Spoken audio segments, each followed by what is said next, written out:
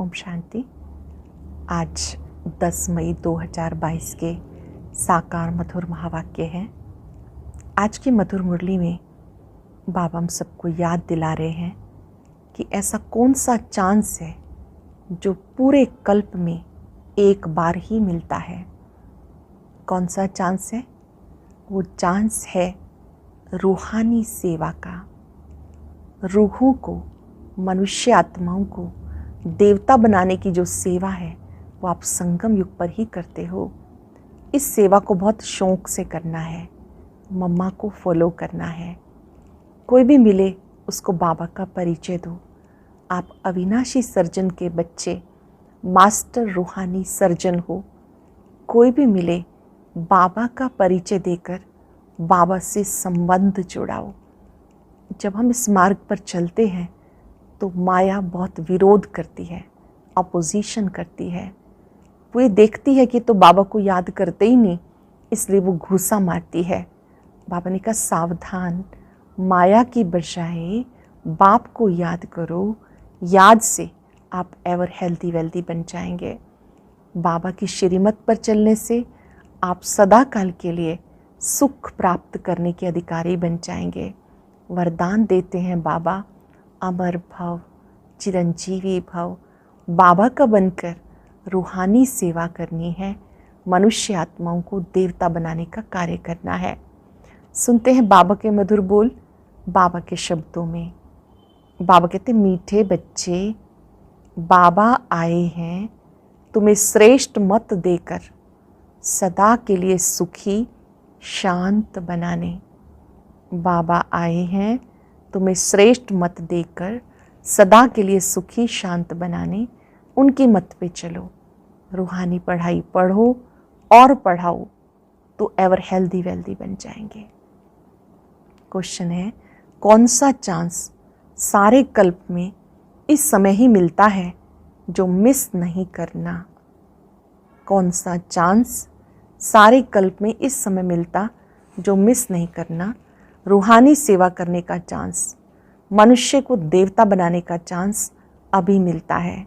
ये chance miss नहीं करना। रूहानी सर्विस में लग जाना है, सर्विसेबल बनना है। खास कुमारियों को ईश्वरीय गवर्नमेंट की सेवा करनी है, मम्मा को पूरा पूरा फॉलो करना है। अगर कुमारियाँ बाप का बनकर जिस्मानी सर्विस ही करती रहें, कांटों को फूल बनाने की सर्विस ना करें, तो ये भी जैसे बाबा का डिसरिगार्ड है। बाबा का बनकर लौकिक जॉब करती रहें, ईश्वरीय सेवा ना करें, ये भी जैसे बाबा का डिसरिगार्ड है।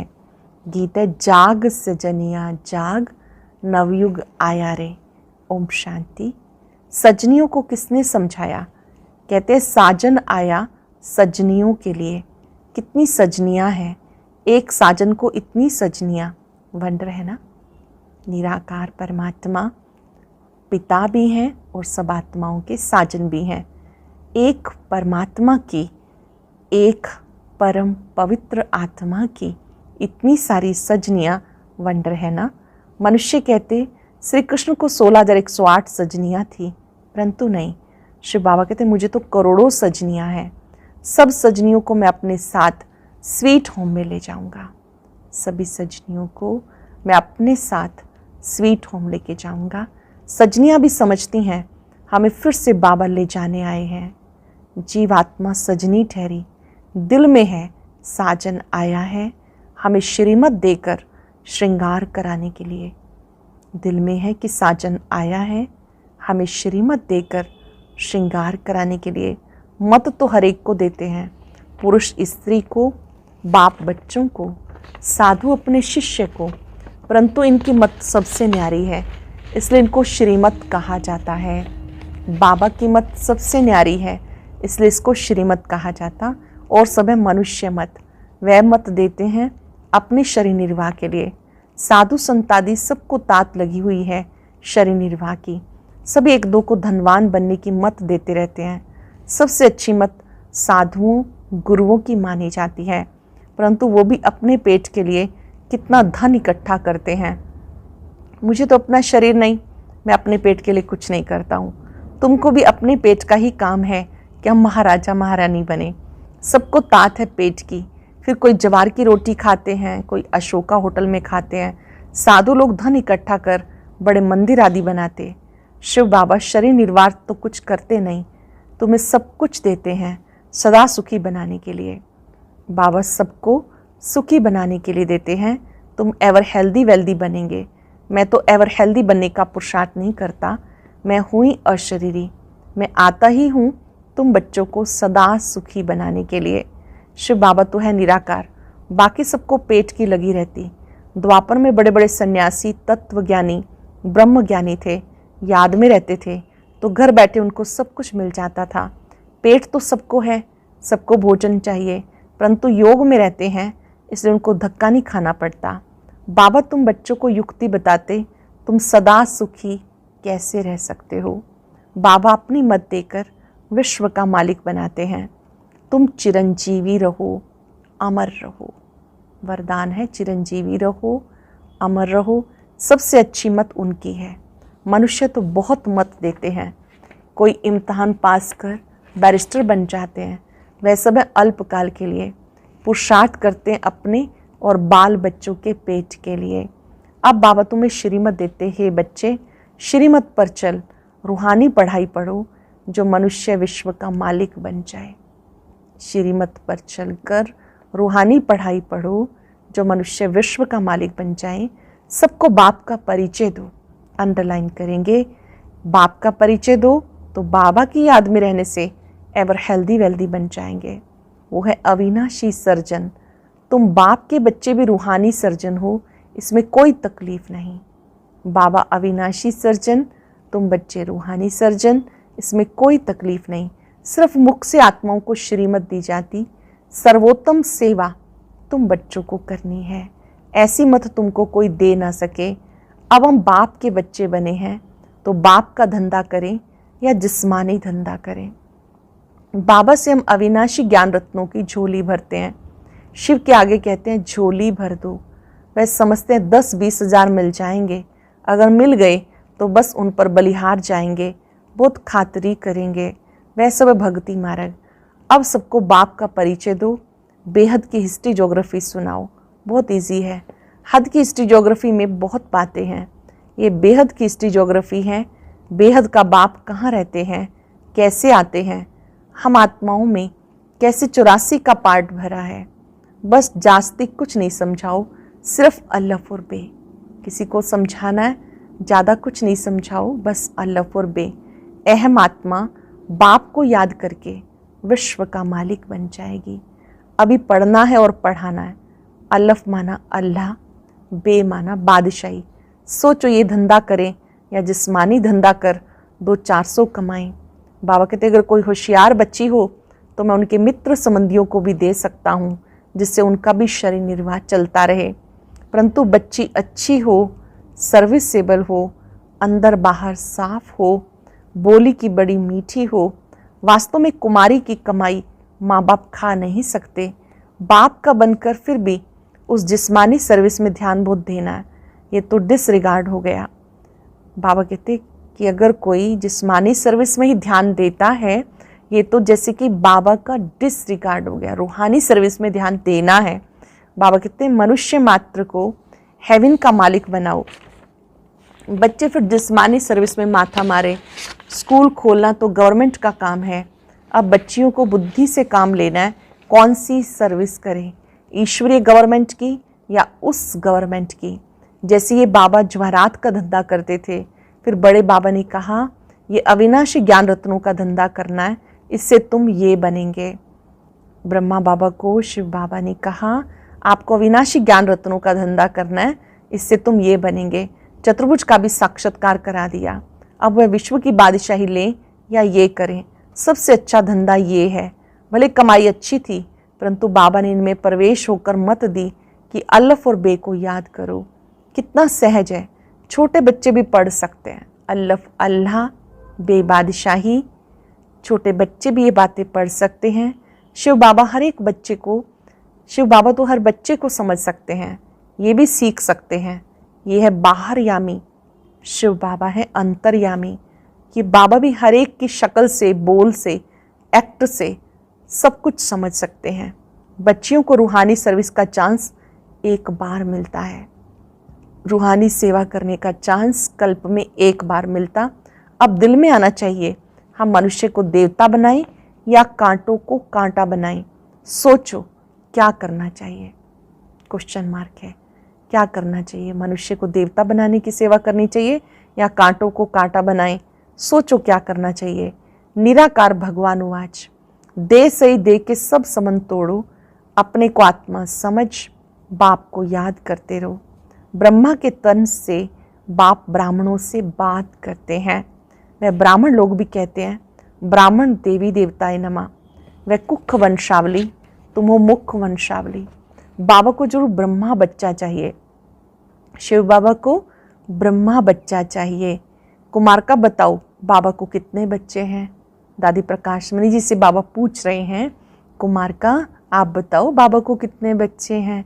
कोई कहते 600 करोड़, कोई कहते एक ब्रह्मा। भले तुम त्रिमूर्ति कहते हो, परंतु ऑक्यूपेशन तो अलग अलग है ना।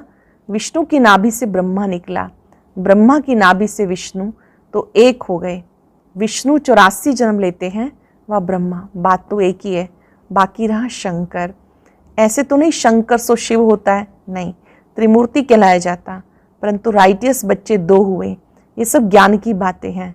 तो बच्चियों को सर्विस के लिए, बच्चियों के लिए ये सर्विस करना बहुत अच्छा है।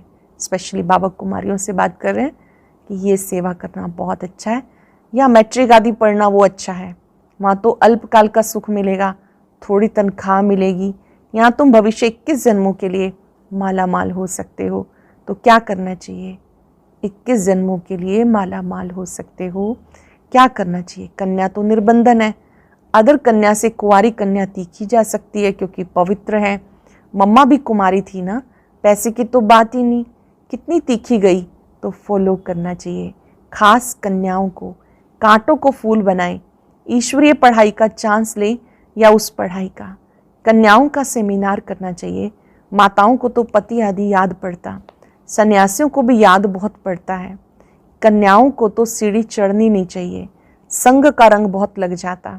कोई बड़े आदमी का बच्चा देखा, दिल लग गई, शादी हो गई, खेल खत्म। सेंटर से सुनकर बाहर जाते हैं, खेल खत्म हो जाता है। ये है मधुबन। यहाँ ऐसे भी बहुत आते हैं, कहते हैं हम जाकर सेंटर खोलेंगे, बाहर जाके गुम हो जाते हैं। मधुबन में आते हैं तो नशा रहता है, खुशी और उमंग रहता है, बाहर जाते हैं सब भूल जाते हैं।